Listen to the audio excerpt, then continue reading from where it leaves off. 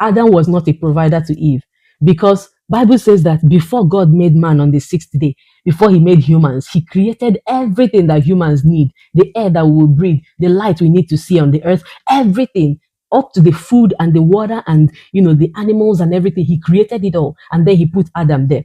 And the same way he created Adam and put him in a world that everything was provided, he also created Eve and put her there. So Eve was not depending on Adam. And that is why Bible says, my God shall supply all your needs according to his riches in glory by Christ Jesus. It didn't say, your husband shall supply all your needs, or your father shall supply all your needs. So when you're no longer with your father, you now move to your husband. It doesn't mean that, a husband or a father will not provide and all that. Yes, those arrangements, those, or what's it called, gender roles came into play, because after the fall, the world went haywire. Humanity began to really show some kind of signs of violence and all that. And that's why we saw the first unaliving happen, where a brother unalived his brother. We saw people begin to practice polygamy. We heard about angels coming down to the earth, to take advantage of women and all that. So women were very vulnerable. They were the most vulnerable group in that whole mix of what was going on. And so men had to step up and say, okay, this woman belongs to me. And so it was actually them stepping up to become providers was an act of territoriality,